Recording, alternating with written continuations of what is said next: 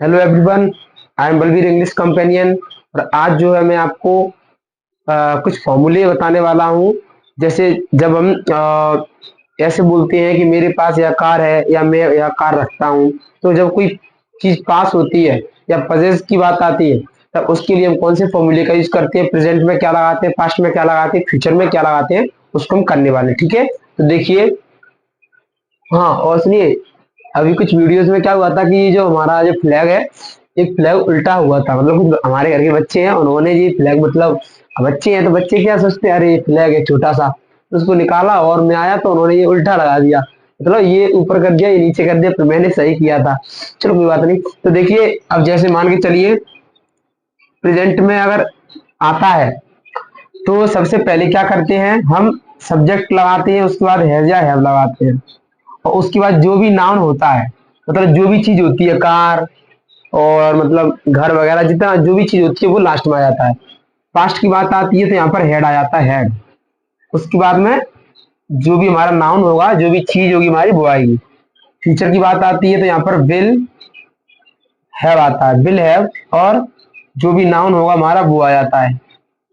ठीक है, अब क्या है, सेंटेंस करते हैं, लेकिन इसकी पहचान समझना है तो समझ लीजिए। इसको हम ऐसे बोल सकते हैं, पास है, और इसको पास था, और इसको बोलेंगे पहचान में पास होगा। ठीक है, मतलब या तो पास है या पास रखता है, पास था या पास रखता था, या पास होगा या पास रखता होगा। इस तरीके से हम पहचान बना सकते हैं। अब सेंटेंस कैसे आएंगे, जैसे मैंने बोला। हाँ, एक चीज समझ लीजिए, अगर हम सिक्स बनाते हैं तो प्रेजेंट में क्या होगा, पास्ट में क्या होगा, फ्यूचर में क्या होगा। देखो, जैसे मान के चलिए मैं इसका निगेटिव बनाऊं, प्रेजेंट का निगेटिव बनाऊं, सबसे पहले सब्जेक्ट और निगेटिव बनाऊंगा। तो मैं इसको दो तरीके से बना सकता हूँ। कैसे, मतलब इसमें हम, जैसे देखो, इसमें क्या लगा है जब, तो सिंगुलर सब्जेक्ट हो तो यहाँ पर डज आ जाएगा, और प्लूरल हो तो डू आ जाएगा, और यहाँ पर जो है उसका एक ही हो जाएगा, फिर हैव। समझ में आया बात कुछ? ठीक है, तो सब्जेक्ट के अकॉर्डिंग टू डू या डज लगेगा, फिर है जब का एक ही हो जाएगा, हैव। और उसके बाद में जो भी नाउन रहेगा वो आ जाएगा। ठीक है, ऐसे पास्ट को बनाएंगे तो इंटरोगेटिव बनाएंगे, तो क्या होगा, ये डू डज आगे आ जाएगा, डू या डज। उसके बाद सब्जेक्ट, और उसके बाद वही हैव, जो भी हमारा नाउन है वो।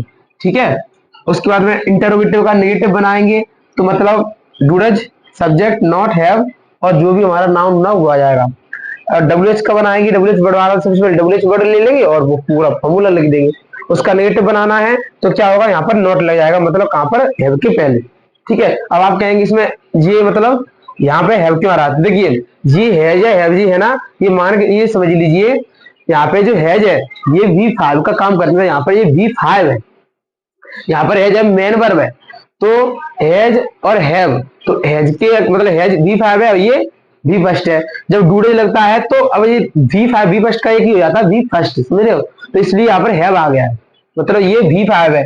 ये प्रेजेंट इंडेफिनिट का है, तो प्रेजेंट इंडेफिनिट में क्या होता है, जब डूडे लगता है तो वी फर्स्ट का, मतलब जो डूडे लग जाता है उसके बाद में वी फर्स्ट लगता है, तो यहाँ पर वी फर्स्ट आएगा, तो यहाँ पर हो जाएगा हैव। ठीक है, और वी फाइव घट ही जाता है। ऐसे फॉर्मूला होता नहीं, सब्जेक्ट प्लस वी फर्स्ट है वी फाइव, तो जब डूडज लग जाता है ना, तो इसमें मतलब डूडज है, नेगेटिव बनाएगा डूडज, और हाँ यहाँ पे नॉट लगेगा, डूडज और प्लस नॉट और हैव, तो सब्जेक्ट डूडज और नॉट और प्लस वी फर्स्ट है ये।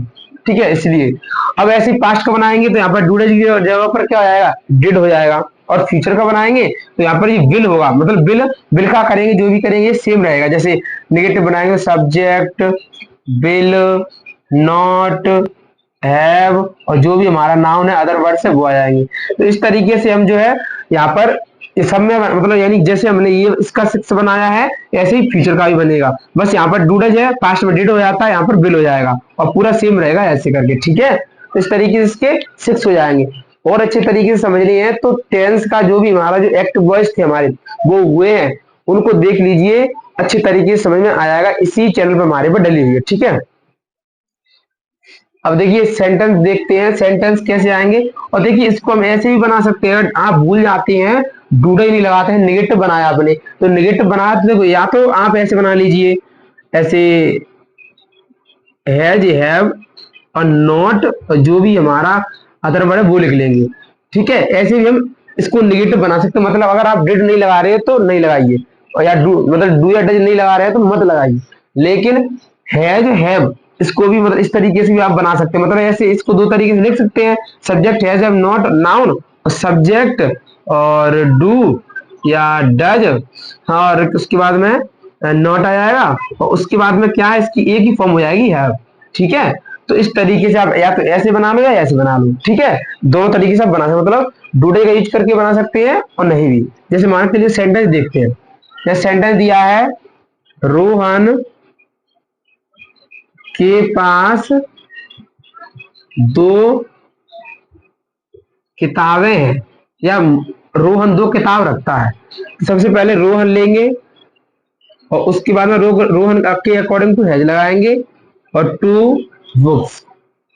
ठीक है, अगर मैं निगेटिव बनाऊं कोई दूसरा सेंटेंस, जैसे मैंने बोला आ, उसके पास यह घर नहीं है, तो क्या करेंगे, उसके पास मतलब ही या सी कुछ भी हो सकता है, इसमें मतलब क्लियर नहीं है क्या है, तो ही और उसके पास नहीं है ना, तो सबसे पहले कैसे बनाएंगे, हम इसको ऐसे बना सकते हैं, he has not this home, या तो हम ऐसे कर सकते हैं, और अगर आपको ऐसे नहीं करना है तो इसको ऐसे भी कर सकते हैं, ही डज नॉट, और ये हैज हैव का एक ही फॉर्म हो जाएगी, हैव, तो ही डज नॉट हैव, और इसके बाद ये जो लिखा है ना दिस फॉर्म हुआ जाएगा।